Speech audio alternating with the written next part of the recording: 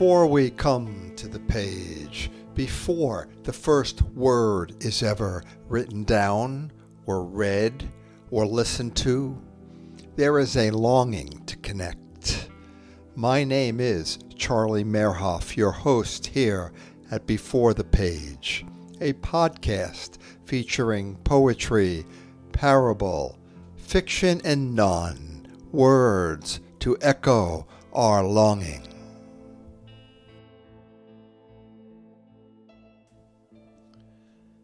Greetings. You have arrived at episode 41 of Before the Page. Today we are going to continue on with our reading of Genesis Rejuvenated by Carlo Suarès. Listeners will be hearing the entire book read over the course of 4 successive episodes, of which this reading is the third. Genesis Rejuvenated was originally written in French and published in Paris in 1929. At the urging of George Orwell and others, it was translated into English by Edouard Roditi. However, due to the financial crisis and the outbreak of World War II, Genesis Rejuvenated remained unpublished until 1973. Carlo Suarès passed in 1976. Genesis Rejuvenated only ever appeared in limited edition. It is a rare book indeed. We continue on deep within chapter 2. The first day. And struck the first great stroke of the last hour of the last night, and said peace and joy unto pride, not absolved, not justified, not forgiven, not forgotten, but conscious of its being. And this first great stroke will be the first day of my Genesis that is free from forgetfulness and summits and foundations, being set in one infinite point of life.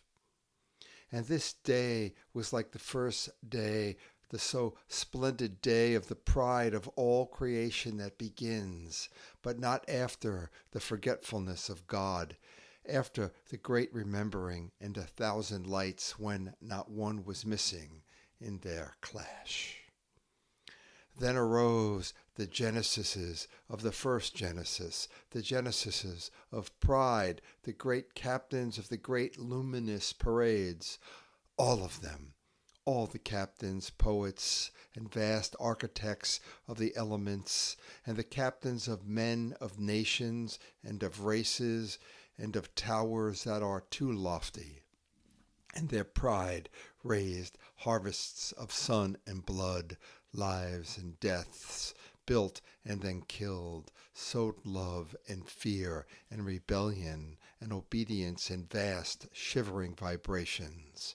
And their pride raised also very far and high both men and elements and mountains of snow, and thrashed the oceans, and overflowed, and spread to the 5 corners of the world, and howled its echo, and lunged forward, and went round, and all the way round the world, and with a ghastly shock fell upon itself, and palpitated, and rebounded as high as the clouds, and struck them, and fell down again, and pierced the clouds, and struck the sky, and fell down again on itself, and contorted itself in convulsions, and cursed this cage-like world, and this sky that is too small, and cried out, and let loose tempests, and struck itself harder, and even harder, and wounded itself, and tore itself to shreds, and gnawed its own bones in its impotent, unsatisfied pride, and wept with a pride more vast than the world. And wept broken, smashed in fragments, vast, vast pride, now scattered in crumbs, and suffered its sufferings, and grieved with its grief, and then in humility gathered its own fragments together, and each one of them sang its joy for this great purification of pride, which broke itself through the very excess of its greatness. And this was the second day of the new Genesis of joy, which sang, Glory, glory unto avarice made fertile and liberated in abundance. Glory and joy unto avarice, which was life, which ever was life, and without absolution or remorse or forgetfulness or sleep. The first night.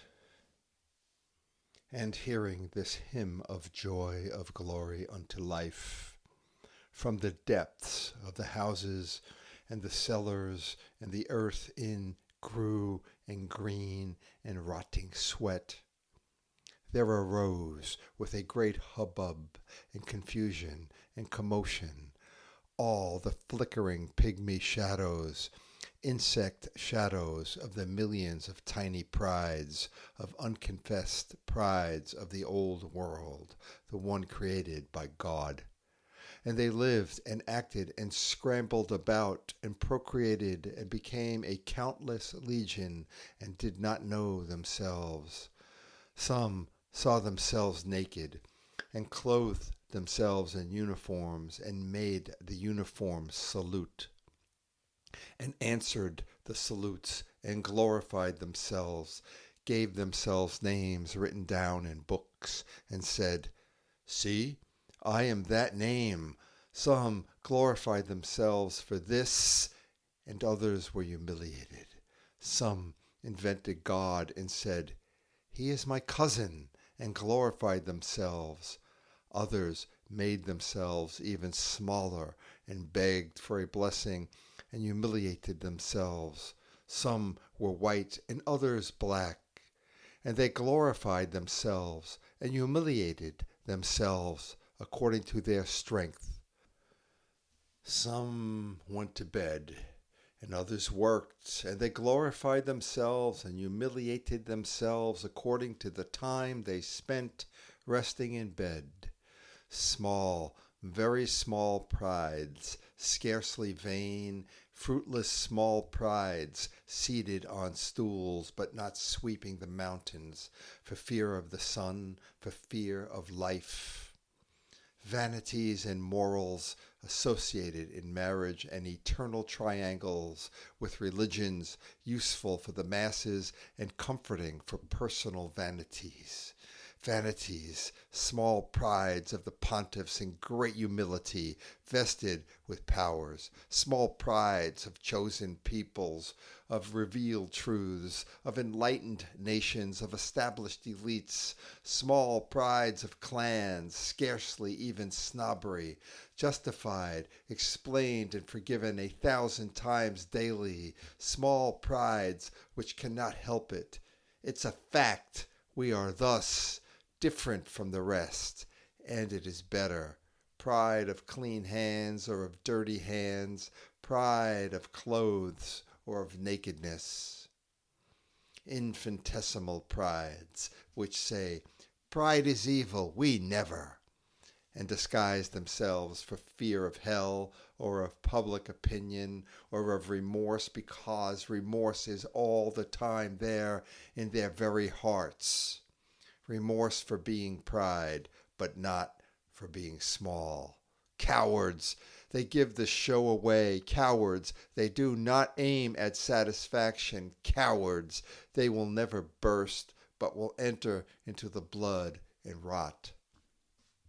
And stagnate in thick, stagnant green blood, quite contented. Cowards, and gnaw small bones, and will flatten themselves out and begin again, ever again, without ever knowing the joy or the great fulfillment. But shivered painfully, weakling prides, never admitted, but absolved and forgotten, prides and remorse quivered in response to the life of the great compassion. Then, seeing this vague quivering in the shadows, the supreme adolescent with locks of sunlight said, "We will breathe life into this corpse, and how heavy is this corpse?" And his eyes were very blue with love, and he struck the second great stroke of the last hour of night. The second day. "And said peace and joy unto avarice, not absolved, not justified, not forgiven, not forgotten, but conscious of its being."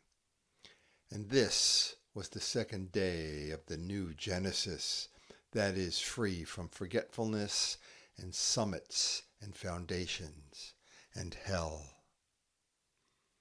Then fell headlong in showers of lead the geniuses of the second Genesis, of predatory avarice, all of them, and wallowed and clung with hooked steel talons to all accumulations, and killed children so as not to feed them, and dug the dead to feed themselves, and counted their gold, and counted themselves beneath, and never arose from their gold in order to remain above it, in order to be within it, in order to dig their talons into it, and hunched and twisted above their gold like dried up leaves, they no longer fed themselves, but shat on their gold for fear of leaving it, if only for 1 minute, and with their hands full, never possessed enough, but imprisoned themselves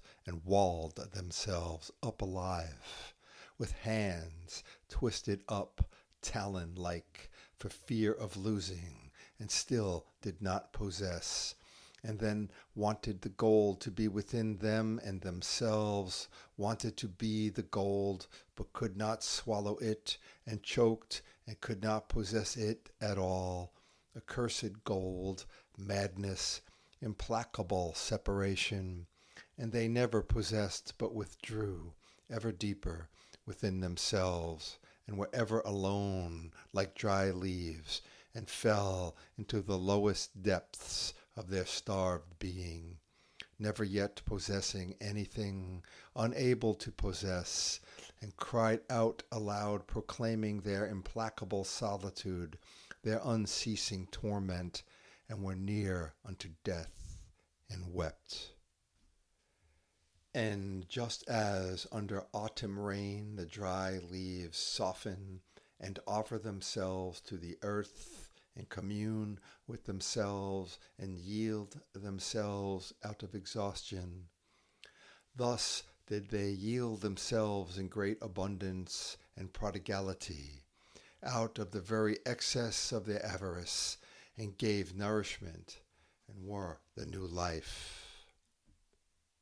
And this was the second day of the new Genesis of joy, which sang, "Glory, glory unto avarice made fertile and liberated in abundance, glory and joy unto avarice, which was life, which ever was life, and without absolution or remorse or forgetfulness or sleep."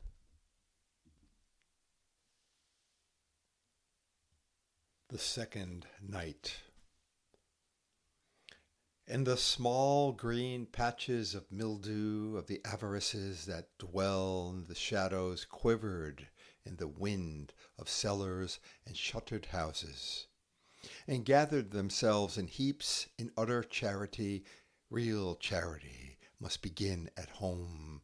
And they accumulated in their shuttered drawing rooms genuine antique chairs, wood panellings, occasional tables, embroidered curtains, embroidered silks, tapestry, cushions, lamps, vases, lampshades, laces, clocks, watches, candelabra, porcelain, statuettes, sconces, brass, bronze, crystal, small bronzes, small marble sculptures, watercolored oils, and black and white drawings, chandeliers, mirrors, complete with gilt frames, flowered carpets, Paper flowers, paper on the walls, walls decorated with stucco, stucco on the ceilings, and in flowers like the carpets and like everything, and accumulated and said, "This is art," and closed the windows on the lingering smell of rich cooking, so that everything should be well preserved, and said, "This is art," and collected art because of its value. It's the best investment.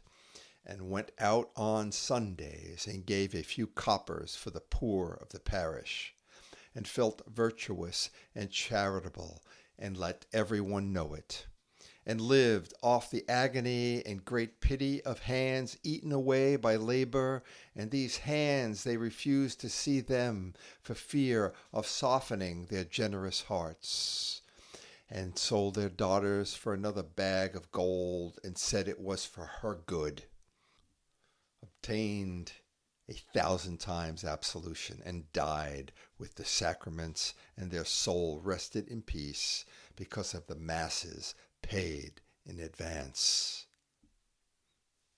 Avarices, small avarices, scarcely even penny pinching, and satisfied with only a full belly, said that they were everything and anything rather than avarice, because of their conscience and of what people might say, died as they were born, fruitless, but quivered painfully when the great adolescent of pity and compassion came to life.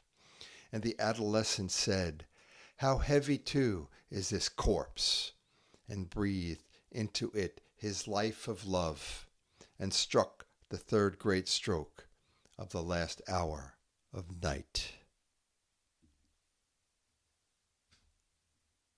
The third day. And said peace and joy unto lechery, not absolved, not justified, not forgiven, but conscious of its being. And this was the third day of the new Genesis, without summits or foundations, set in an eternal and infinite point. And then came forward, creeping and crawling and softly undulating, the geniuses of the third creation of lechery. All the geniuses of lechery, of the purple, profound and tenacious lecheries, and of the pale, livid lecheries which cling to the blood. Lecheries like plowed fields lying open to the sun, and penetrating lecheries, irresistible abysms of madness and destruction, which kill the geniuses and know it, but can do nothing to avoid it, and begin all over again their endless dissatisfaction and malediction. And they all wished to satisfy themselves endlessly, and quartered themselves all blood-stained, and opened out the unfathomed depths of the soul, the pits of the spirit cast headlong, and which slowly drop by drop destroyed its life, and knew it, but could not refrain, and rushed forward and insisted on leaping forth in sparks and flames of eternal appeasement, but failed to reach the bottom of the bottomless pit, failed to fall any further, baiting the flesh, which was offered, and fled, shrieking with disgust, then crept back on their hands and knees. Lecheries more vast than desire, more widespread than the flesh, lecheries which are never joined, thirsts never quenched of the geniuses of lechery, which never could live and never could die. And so great this time was the strife, such was the vibration which passed simultaneously through the two worlds of life and of flesh, that they knew not whether they would survive.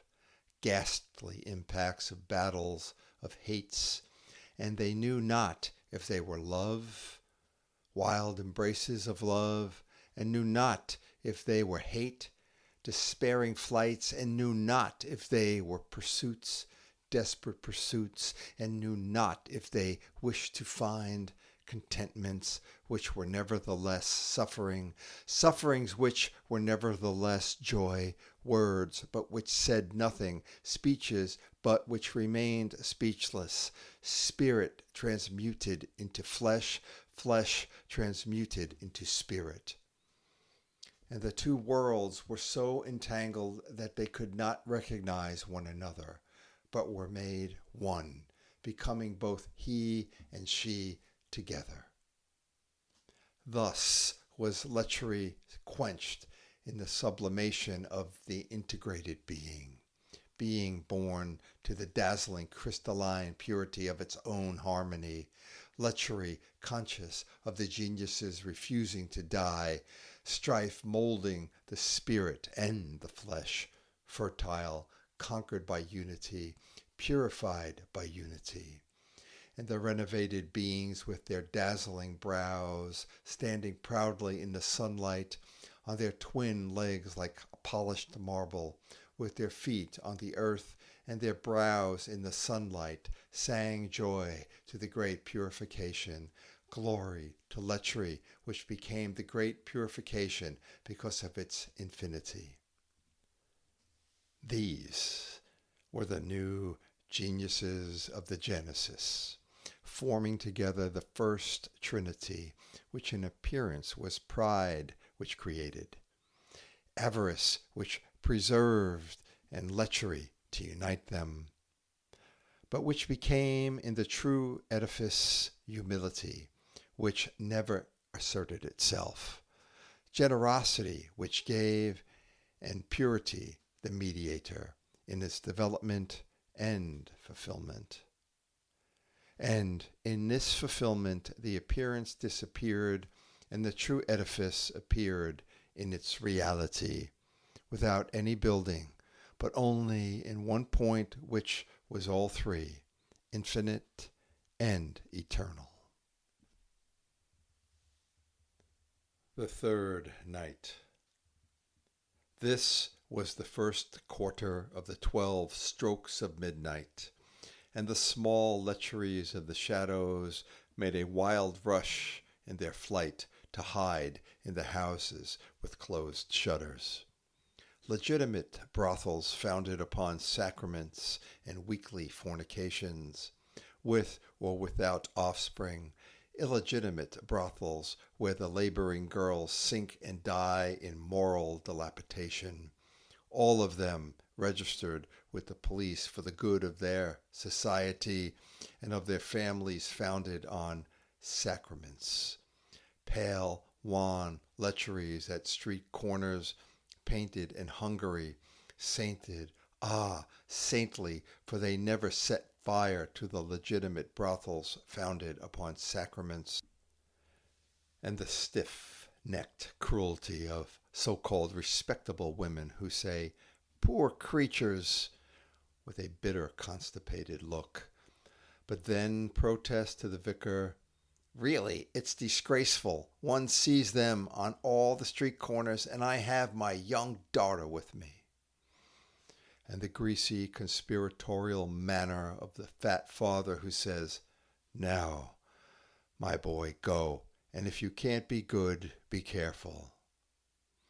And the young girls watch out of the corner of their eye and sigh and wait in morbid hysteria for the exhausted bridegroom.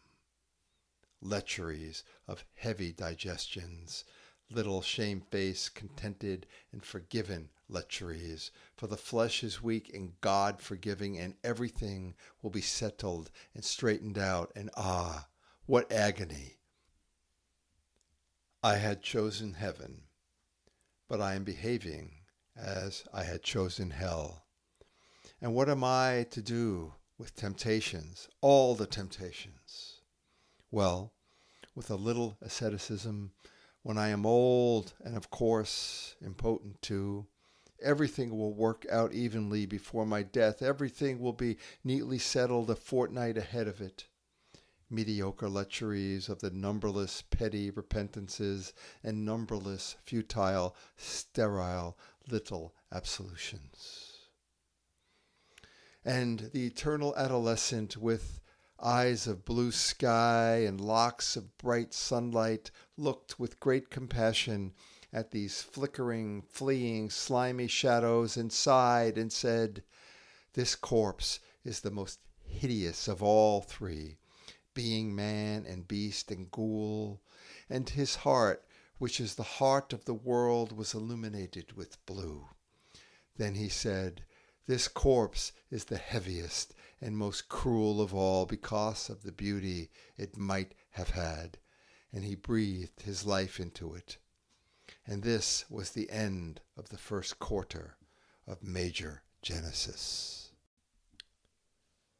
The Minor Genesis. End struck the fourth great stroke of the last hour, which became day, and said, "Peace and joy unto anger, unto envy, unto greed, not absolved, nor justified, nor forgiven, nor forgotten, but conscious of their being." And so saying, struck also the fifth and the sixth great strokes of the last hour, which were the second quarter of the 12, and the 3 days of the minor Genesis, mingled as an inverted triangle with the first original triangle. Then anger in bitterness coveted the major Genesis, and, tense and stiff in its powerlessness, as an impotent pride devoured itself in livid weakness. Envy desired but failed to obtain, obtained and no longer desired, always rejecting and always desiring, rejecting in the moment of obtaining and desiring in the moment of rejecting. Lonely, sad, and wasted envy, haggard and mad and running here and there, in a desert of hallucinating mirages, with eyes fixed on the lovely mirages of cool shade and singing springs, never ceased wandering and burning and died. Greed, in impotent lechery, seized and devoured, and still wanted, and insatiably ever devoured but never possessed, and collapsed beneath the weight of what she had absorbed, carried away and vanquished by the weight of her obese, dead, omnipotent flesh, overpowered by sleepy adipose death, weird death of flabby, relaxed hypochondriacs, and sunk again into a beast, and its eyes grew dim, and it was dead. And when all three had died, leaving hollow instead of solid their tracks on the world of the new Genesis, their tracks molded in the clay of the new world were their negation, and out of anger came patience, out of envy abnegation, out of greed sobriety, their tracks.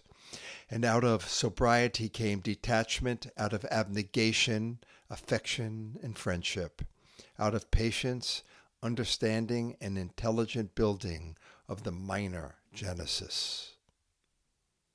And from the world thus completed in wisdom and interlaced triangles, there arose the radiant, joyous hymn of the whole minor Genesis, singing, "Glory unto anger, who was so angry that she died, unto envy, who was so envious that she died, unto greed, so greedy that she died, who all died unabsolved, who never justified nor forgave themselves, but fully lucid went to their death in order to give life, without ever compromising or fearing damnation."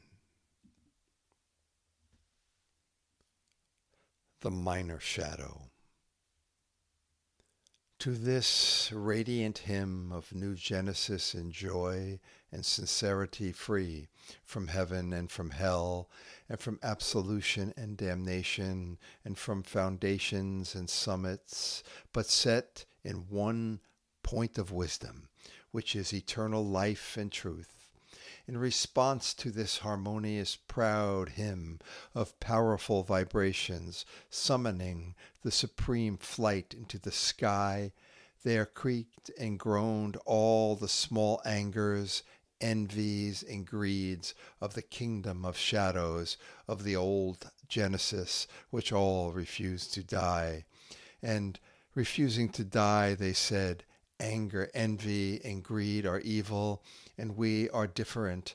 And they feared repentance and absolved themselves in secret and in disguise. Anger said, this is disgraceful, and my legitimate indignation will prove it in due time. Draped in my dignity, I am an important person. The creature dares. And anger said, this whippersnapper has no manners and doesn't know right from wrong, no morals nor manners, and it's about time he learned. And anger said, it is for the good of honor and virtue and our ancestors and descendants and the family traditions and the race and the land. What? You big bum, you dare say that I am ridiculous? And anger refused to admit that he was purely and simply raging. Envy said, I am justice, and why must so-and-so have and not I?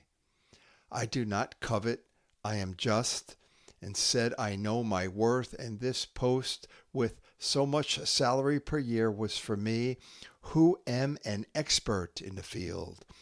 And said I hate success because the masses are too foolish, and said, oh, my dear, what a lovely necklace. Yes, and the old hag needs it to hide such a scrawny neck like a vulture's. Yes, and I shall never buy a car because I hate speed. Oh, luxury, that's all right for them, but it destroys all my spiritual joys, and they mean so much to me. Pious, red-cheeked greed, its use glued to a chair and its belly to a table, sings, glory, glory unto the Lord of good roasts, sips wee drop, and then another, and says, O Lord, be kind. I understand you too well. I am too fond of your creatures. He will be flattered if I say this, and will forgive. Greed says to eat well is an art just like music, but more refined. And in its kitchen, greed prepares delicious sauces while the world starves, and greed says, that's perfectly right. I am hungry. And this tiring, turbulent multitude, shouting and struggling and climbing and pushing and pulling and rising and falling and rising again, and this petty tumult at our feet, and this vain ant-heap of innumerable compromises and conceited absolutions made what they thought was a terrific noise, and we never heard it. But a smile of roseate gold hovered gently on the blue love of the adolescent ocean, and the beams of light which danced there in sunlight, and the blue of love said, I will place upon this strife my heart of the world, which is blue, and my love, which is the heart of the world, and the strife must die. And those who know not how to die are in truth as heavy as corpses, for they lack love, which is life. And breathed into them his love, and they were suffocated thereby. The flight of the seventh day. Thus came the new Genesis in 6 days, and the world was complete. And this was the first half of the 12 strokes of the new day. Being exactly halfway through the 12, it struck the hour, and we were suspended between two creations, between night and day, between reflecting moon and creating sun, and we felt the great impatience of eternal desires of flight and throbbing pulse beats and we were balanced in an equilibrium that was not yet upset, and in conjunction that was not yet impact nor departure, but in a secant and an arrow of purple ready prepared. And we heard the great silence of accomplishment, the solemn silence of vertiginous departures, silence straining ahead, silence ready to spring forward and quivering, silence already straining forward, containing within itself all future speed, silence more swift than speed, devouring the silence of spaces and of cataclysms. Then we felt, and were the cry, the vast cry, the tearing apart, the all and all, gone, gone, endless spaces, bottomless pits, joy, flow of life, joy, sky, joy, gone carrying and carried away, breaking away from all bonds and pouncing ahead, joy, Genesis of creation, overflowing.